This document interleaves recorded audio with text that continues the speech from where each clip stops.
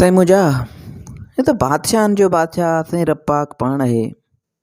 पर हिन कूड़ी दुनिया में हिकिड़ो बादशाह हो जंहिंजी वॾी बादशाही हूंदी हुई। तंहिं वॾी बादशाही में हिकिड़ो मौलवी साहब पुण कंहिं ॻोठ में रहंदो हो, जंहिंखे हिकु भेरे कुझु पंध ते साईं सफ़र लाइ निकिरणो हो। साईं पंध ज़रा परभरो हो, उन करे उन मौलवी साहब सोचियो त भला गॾु मसवाड़ ते हथु कजे ऐं किराए ते गॾु काहे उन मंज़िल ते वञी पहुचिजे। सो साईं उहो सोचे करे हू कि ॻोठ जे भटारे वटि वञी पहुतो ऐं उनखे गॾु आणण लाइ चयईं। साईं मुंहिंजा भटारो जीअं पाण ईअं सम्झूं त गॾु सवार जीअं अॼुकल्ह रक्षनि ते किरायो खणिबो आहे, सो कंहिं ज़माने में माण्हू गॾनि ते ऐं घोड़नि ते हिक ॿिए खे खणंदा हुआ। सो साईं मौलवी साहिब जे अर्ज़ ते भटारो गॾु संझे आयो ऐं मौलवी साहिब खे अची खयाईं। मौलवी साहिब खे अची घर वारनि खां ताईं मोकिलाए सफ़र ते रवानो थियो। जीअं त साईं मुंहिंजा गॾु ते हिकु थॿी ॿधल हुई ऐं उन गॾु ते सिर्फ़ु हिकिड़ो माण्हू ई सवार थी सघंदो हो। तंहिं करे मौलवी उन गॾु ते साईं वठी चढ़ी वेठो ऐं भटारो जेको गॾु सवार हो उहो साईं मौलवी जो गॾु ते चढ़ी वेठो, तूं गॾु जो बाग़ वठी पैदल हलंदो रवानो थियो। साईं मुंहिंजा जीअं त हुन मौलवी खे उते छॾिणो हो ऐं गॾु सवार खे भटारे खे पंहिंजी गॾु वापसि काए अचणी हुई, तंहिं करे हू पंधु हलणु लॻो ऐं मौलवी साहिबु गॾु ते चढ़ी वेठो।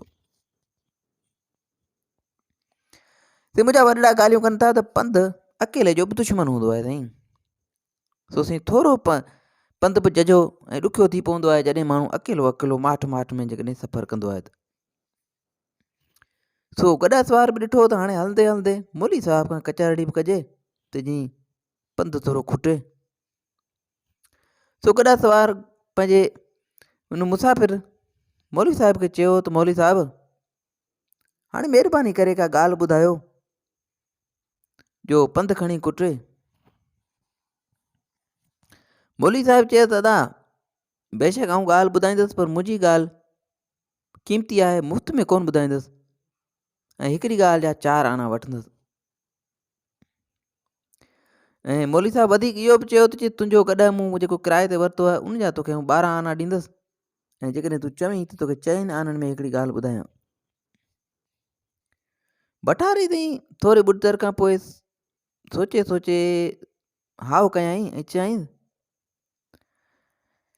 अदा भले 4 आना भाड़े मां कटिजां, हाणे ॻाल्हि ॿुधाइजां। मौलवी चयसि त कन करे ॻाल्हि ॿुध, दिलि ते रखी छॾ ऐं जेको चवां थो सो ॿुध। ऐं चयईं त जजा चवंदई तीअं कजि। मौलवी साहिब गॾु सवार खे चयो तीअं जजा चवंदई तीअं कजि। भटारे चयो हाउ साईं।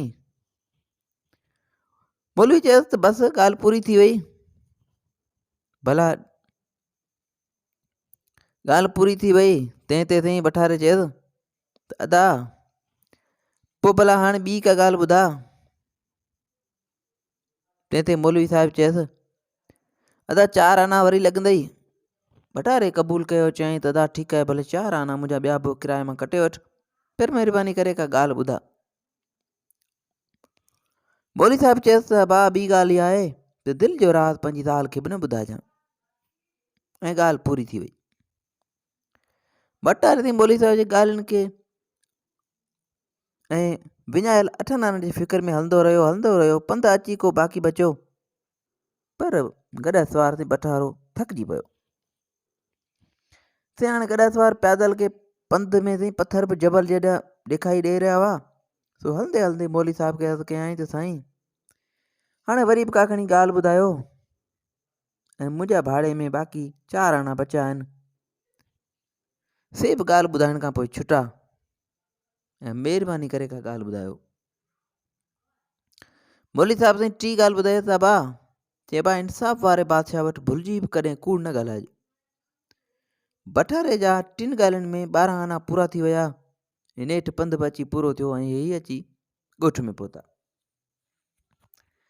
उते साईं मुंहिंजा मौलवी साहिब खे छॾे ॾींहुं ठारे भटारो मतिलबु गॾु सवार गॾु ते चढ़ी पंहिंजे ॻोठ ॾे रवानो थियो। पंहिंजे थी ॻोठ ॾे रवानो थियो। मोटंदे महिल गॾा सवार खे गस में हिंदुनि जो हिकिड़ो मेड़ गॾियो। हिंदुनि जो साईं हिकिड़ो साईं हिंदुनि जो हिकिड़ो मेड़ गॾियो जिन जो गुरू गुज़ारे वियो हो। ऐं उहो हुन गुरू जी लाश खे किथे उहो लाश खे खणे पिया आया ऐं उहे साईं दरिया में किथे लोड़ण पे विया। सो साईं गस में जो बटारे खे ॾिठऊं त गॾा बि हिन वटि आहे। सो हुनखे गॾिजी चयऊं त अदा तूं एॾां हुई त वञी पियो त असीं तोखे तुंहिंजी मज़ूरी ॾियूं था। भलाई करे असांजे गुरू जी लाश खे गस में हितां खड़े वञ ऐं दरिया शाह में लोड़े छॾ। साईं गॾा सवार पहिरीं त इनकार कई, पर पोइ सभिनी हिंदुनि जे सताइण ते हुनखे मौलवी साहिब वारी ॻाल्हि यादि अची वई। जंहिं चयोसि त अदा जजनि जेको जजो चवनि तीअं कजांइ ऐं उन्हनि जी ॻाल्हि न मोटाजांइ। पोइ त साईं अंदरि अंदरि में ख़ुशि थियो ऐं ॿाहिरों बनू रखी मरंदे मरंदे झुरंदे खणी हाकार कयईं। साईं पोइ त साईं हुंदनि जे मेड़ हुनखे दिलि सां पैसा ॾिना ऐं मयत साईं खणी गॾा ते रखी हुनखे दरिया ॾे मोकिले छॾियऊं। साईं गॾा काईंदो हलंदो हलंदो हलंदो आयो। जॾहिं दरिया वटि पहुतो तॾहिं गॾा तां लाश खे लाहे दरिया जे कपर ते रखियईं। वरी खणी हुनखे लोड़ण लाइ तयारु थियो त उते ख़्यालु आयुसि त जनाज़ ते जेकी कपिड़ा ऐं चादरूं पियूं आहिनि से बि छो न लाहे वठां। मुंहंनि खां जीअरनि खे कपिड़नि जी वधीक ज़रूरत आहे। इहो ख़्यालु करे जहिड़ो जो हुन धोती छोड़ियईं त हुनजी चेल में ₹9 जो ॿधल ॾिठईं। से बटारे सट ॾेई उहो छोड़े पंहिंजी चेल सां ॿधा ऐं ॿिया कपिड़ा लाहे सोगा करे पोइ साईं हुन मयत खे पाणी में लाहे करे पाण रवानो थियो ऐं उहो मयत पाणी जे वहकिरे में लुड़ंदो लुड़ंदो वियो। हिन सां उथी गस वरितो ऐं दिलि में मौलवी साहिब खे दुआऊं ॾींदो वियो ऐं पक कयाईं त मौलवी साहिब जेके ॻाल्हियूं थे ॿुधायूं से टे सचियूं हूंदियूं ऐं फ़ाइदे वारियूं हूंदियूं ऐं टिनी ते पूरो रहंदुसि। ऐं उहो ॻाल्हियूं ॻणींदो ऐं वीचार कंदो अची पंहिंजे घर पहुतो। पंहिंजे घर पहुतो। ग़रीब पोरेतनि जी तबियत बि साईं अजीब हूंदी आहे। जो जंहिं ॾींहुं 4 पैसा हूंदा अथनि त उन ॾींहुं मिड़ई हाल सारो सुठो रधंदा आहिनि। पर बटारे खे त साईं सॼो ₹9 जो हथु अची वियो हो। तंहिं ते जहाज़ ख़्याल ई पंहिंजा हुआ। अॻे खां मिड़ई कमु घटि करणु लॻो ऐं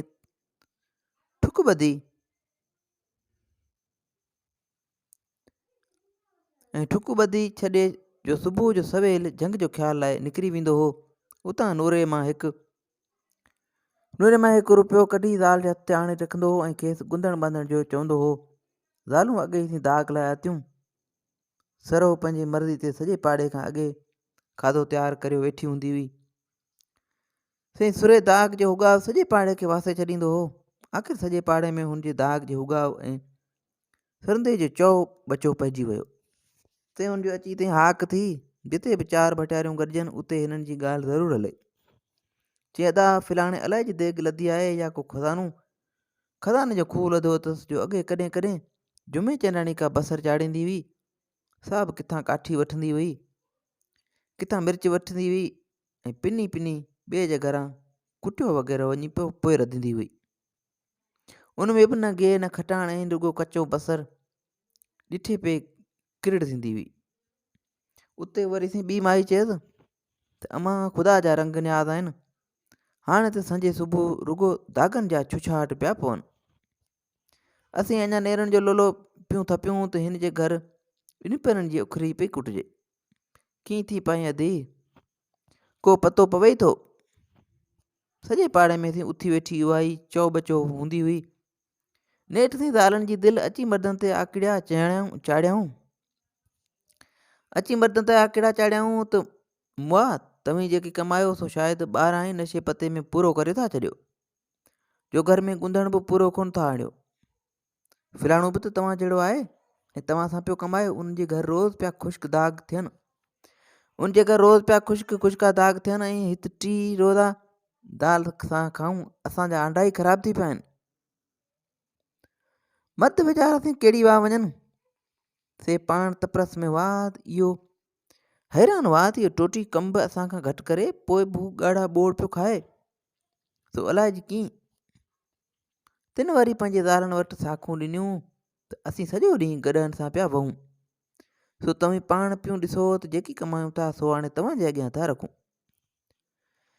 पर फिलाणो जेको पोरियो थो करे सो बि सारियो पियो करे। हू बि जेको पोरियो करे थो सो असांखे बि सारियो पियो आहे। बाक़ी हिन खे का खॾु हथ आई आहे खज़ाने जी या को कीमियागर थियो आहे त उहा ख़ुदा खे ख़बर। हाणे तव्हीं जे हुनजी ज़ालुनि खां उहो राज़ वञी हथु करियो त असीं बि उन वांगुरु खणी करियूं। मन असांखे बि को अहिड़ो भाग लॻी वञे ऐं टई वक़्तु पिया दाग करियूं। साईं मर्दनि जी सलाह मायुनि खे सो मायूं साईं मुंहिंजा उहा ज़ालूं साईं उहा सलाह ॻणे 4 ॼणियूं गॾिजी अची उन गॾ सवार बठारे जी ज़ाल सां मिलियूं। से वटि आयूं ऐं ॻाल्हियुनि तां ॻाल्हियूं कंदे कंदे हिक ॿिए खां पुछियऊं त अदी तो अॼु कहिड़ो कुनो चाढ़ियो आयो। पहिरीं वराणियो त अदी मो पेट आहे सो त भरिजे ई कोन थो। मुंहिंजो मुड़ुसु सॼो ॾींहुं थो वहे त बि पूरत कान्हे। अॼु पैसो हो कोन थो। बसर जूं 4 गंढियूं कुटे खणी मिड़ी चाढ़ियमि चटणी ऐं ज़रो ज़रो करे वक़्तु काटियोसीं। बाक़ी लेखी त लहियल कोन्हे। रुखी सुखी खायूं वेठा वक़्तु पिया काटियूं। मथां वरी ॿी टी खां पुछियो अदा अदी तूं ख़बर कर अॼु बोर्ड लाइ वठी मोकिलियमि सा ख़ाली वापसि कई। ते हुन चयसि त अदी तोखां अॼु लिकायां त नूर वञेमि। भेनरुनि सां कहिड़ो राज़ लिकाइजे। दाई खां को दुनु गुझो कोन्हे। खारे पले जो टुकर घर में पियो हो। सो चुल्हि में पोइ ज़रो ज़रो करे खणी टक लॻायोसीं। उते नूरे वारे भटारी जी ज़ाल विच में ॻाल्हायो अदी मूं ॾांहुं खणी छोकिरो मोकिलियां त गोश्त जो ज़रो ॾियां हा। हुनजो एतिरो चवण पोइ 4 ॼणियूं हुजत मां हीला करे बीठियूं त मनका हिमाणी जी सची करे पर हू ख़ुदि वेचारी बग़ैर बेख़बर सां छा ॿुधाइनि। तंहिं चयो त हा अदी मुड़ुसुम अचे त पुछी तव्हांखे ॿुधाईंदुसि। इहा पक पकाणी करे 4 ॼणियूं मोकिलाए उथी रवानो थियो। साईं मुंहिंजा हिन चइनी माइनि खे हाणे ख़बर वठणी हुई त इहो गॾा सवार जी माई आख़िर एतिरो गॾा सवार किथां पैसो आंदो आहे जो रोज़ु ताम पुला पिया खाइनि। साईं होॾां शाम थी गॾा सवार अची घर पहुतो। राति थी जॾहिं लोक लकाव सुतो तॾहिं बठारी जी ज़ाल मुड़ुस खां पुछियो अची मुड़ुस खे चंबड़ी ऐं मुड़ुस खे ख़ुशि करे पुछाईं त मियां अॼुकल्ह कंहिंजो कमु पियो करीं। मुड़ुस जवाब न पोरियो किथे आहे। 2 टे वरी मिटी जा खणी गॾा छोड़े छॾियां रुगो जानवरनि जी कुतर बि मस मस थी थिए। तंहिं ते ज़ाल चयसि त पोइ हिन जो रोज़ु मूंखे रुपयो थो ॾीं सो किथां थो आणी। का चोरी या धाड़ो त कोन आयो अथई। मुड़ुस चयसि ख़ैर घर अलाह पियो हलाए अलाह पियो ॾे पिया खाऊं। ज़ाल चयसि अलाह जो बि को उछलियो कोन थो ॾे। ॿिया बि तो जहिड़ा तोखां जजो था पोरियो कनि त बि लोले ऐं लूण लाइ परेशान आहिनि। तंहिंखां सवाइ अॻु बि त तूं उहो पोरियो कंदो हुएं तॾहिं बि असां त के वेला वेठा हूंदा हुआसीं। हाणे किसो ई ॿियो लॻो पियो आहे। मूंसां उहा सची कर त आख़िर उहो रुपयो तूं रोज़ु किथां थो आणी। तुंहिंजी दुश्मन कोन आहियां शायदि मूंखे पंहिंजो सॼण करे नथो सम्झी। ते अची ज़ाल मिनतूं कयसि जे ॿियाई रखी त नियत जो नाक विढ़ंदई। ईअं चई अखियुनि मां लुड़क ॻाड़े अची रोअण में पई। पोइ त साईं बसि अलाह ॾे ऐं बंदो साहे। ज़ाल अची बदिली चई का नंढड़ी कान आहियां सभु कुझु सम्झां थी। हाणे मूंसां बिना कान थी पवंदई। मां बि न ॿोल ऐं माइटनि में वञी रहंदसि पाणे मूं भित सां ॻाल्हाईंदे। साईं मायुनि जो रोअण बि अजीब हूंदो आहे। अची रोई मुड़ुस खे मिनतूं करणु लॻी मेणा ॾियणु लॻी। मर्द औरतुनि अॻियां मजबूर हूंदा आहिनि जिन जी साईं कंहिंसां लॻल हूंदी या जंहिंजी शादी थियल हूंदी तंहिंखे ख़बर हूंदी। सो रननि जा साईं चाल बि अजीब हूंदा आहिनि। मुड़ुस साईं मुंझी पियो। मुड़ुस वीचारो मुंझी पियो। ज़ात जे लुड़कनि अॻियां वॾनि वॾनि बुज़ुर्गनि शमशान हथियार फिटा करे छॾिया। सो ही वीचारो भटारो असुल माठ थी वियो। पर सम्झायईं त रन ते चढ़ी आहे सा छॾींदी बिने कान। हिननि डननि खे ख़ुदा का मत ॾे, बाक़ी कंहिं भेड़ी कान्हे। पोइ ख़्यालु कयईं त खणी किसो करे ॿुधायांसि। पर उते मौलवी साहिब जी नसीहत बि यादि अची वियसि त ज़ाल खे बि दिलि जो राज़ न ॿुधाइजांइ। सो छा कयईं जो सची ॻाल्हि लिकाए ज़ाल खे राज़ी करण लाइ ज़ाल खे राज़ी करण लाइ चवणु लॻी त तूं रोज़ु ॾिसंदी आहीं त आउं सुबुह जो सवेल झंग ॾे वेंदो आहियां। उते पहिरियां पहुची पहिरियां अक जा 2 कचड़ा पन खाईंदो आहियां त मूंखे पेटां हिकिड़ो अहिड़ो कलदार रुपयो निकिरंदो आहे जो धोई साफ़ करे आणे तोखे ॾींदो आहियां। ॿिली ढोई अथई, भलाई करे कंहिंखे बि इहो अहवालु मतां ॿुधाई। ज़ाल चयसि मुंहिंजो कहिड़ो कमु, मूंखे इलाज छा सम्झो अथई? आउं का अहिड़ी हल्की ऐं नंढड़ी दिलि वारी आहियां छा? ख़ैर साईं, राति गुज़री। सुबुह जो पठारो वरी बि दस्तूर मौजूदु रुपयो आणे ज़ाल जे हथ ते रखियो ऐं पाण गॾा पराणे कम ते राही थियो।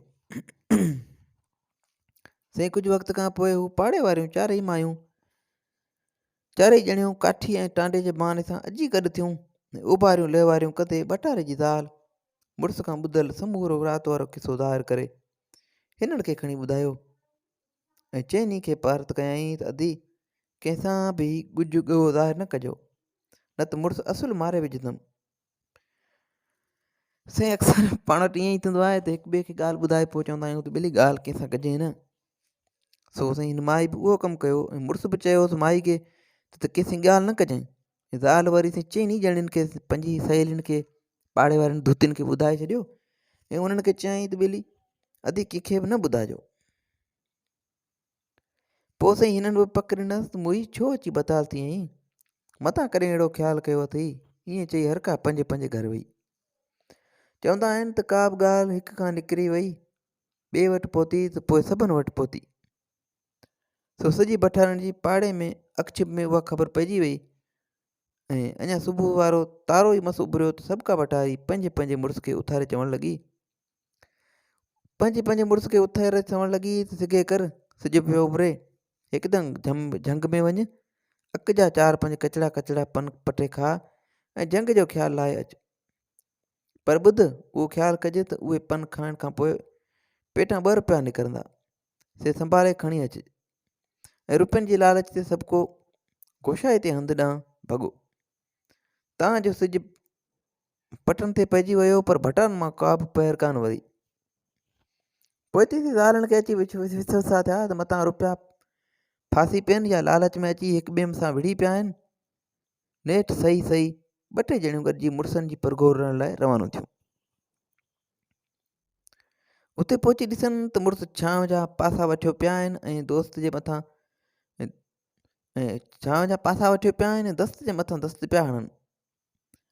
ज़ालनि साईं रोजराड़ो मचाए ॾिनो ऐं कंहिं हीले सां हर का पंहिंजे मुड़ुस खे वठी अची घर पहुती।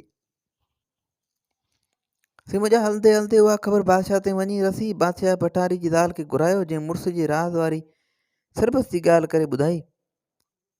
बादशाह साईं भठारे खे गिरफ़्तार करण जो हुकुम ॾिनो। जॾहिं भठारे वटि सरकारी सिपाही पहुता त हुन वीचारे जा 6 ई छिजी विया। चयईं त नाहक रन खे इहा ॻाल्हि ॿुधायमि, हाणे त सिर थो वञे। साईं वरी बि मौलवी वारी टी नसीहत यादि पियसि त इंसाफ़ पसंदि बादशाह वटि सच ॻाल्हाइजो। सिपाही साईं हिन खे जॾहिं वरी वठी बादशाह जे अॻियां हाज़ुर कयो त ॾिठाईं त संदसि ज़ाल बि मथां शाय थी बीठी हुई ऐं ॿिया सभु पाड़े ऐं ज़ात न्यात वारा ज़ाले मुड़ुस ऐं मथां फरियादी हुआ। हुन ॾिठो त हाणे हयाती जा ॾींहं अची पूरा थिया, रख रखाव जो वक़्तु कोन्हे। जे बादशाह इंसाफ़ पसंदि हूंदो त छॾे ॾींदो। उहा ॻाल्हि ॻणे हुन बादशाह खे अवल खां वठी आख़िर ताईं मौलवी साहिब वारी ॻाल्हि करे ॿुधाई। मोट में हिंदुनि जे जनाज़े ऐं नोरे रुपयनि वारी ॻाल्हि बि सरबस्ती अर्ज़ु कयईं। बादशाह साईं हो इंसाफ़ पसंदि। तंहिं जॾहिं इहा ॻाल्हि ॿुधी तन ॿियनि भटारनि खे लालची सम्झी घणी जुठ कयईं ऐं चयईं त बेवकूफ़ो, कॾहिं अक जी पननि मां खाधे बि के रुपया निकिता आहिनि। भटारे जी ज़ाल खे बि ॾाढी हेतिरी हा कयईं जे मुड़ुस जी गुज ज़ाहिर करे सभिनी खे तकलीफ़ में विधो हो। ऐं बादशाह साईं सभिनी खे पोइ हिदायत कई त वञो पंहिंजी महिनत मज़ूरी करियो। ऐं हिन भटारे गॾह जे सवार खे बादशाह इंसाफ़ पसंदि आजो करायो, आज़ादु करायो ऐं उनखे पंहिंजी घरवारी सां गॾु वञण जी इजाज़त ॾिनाई ऐं घरवारी खे पोइ नसीहत कयईं त आइंदे पंहिंजी मुड़ुस जी राज़ कंहिंखे बि न सलिजांइ। से मुंहिंजा उमेदु आहे त हीअ कहाणी तव्हांखे पसंदि आई हूंदी। हिन क़िस्म जूं वधीक कहाणियूं किसा ॿुधण जे लाइ असांजे यूट्यूब चैनल खे सब्सक्राइब कंदा ऐं फेसबुक पेज खे फॉलो कंदा। दुआनि में यादि रखिजो। अल्लाह हाफ़िज़।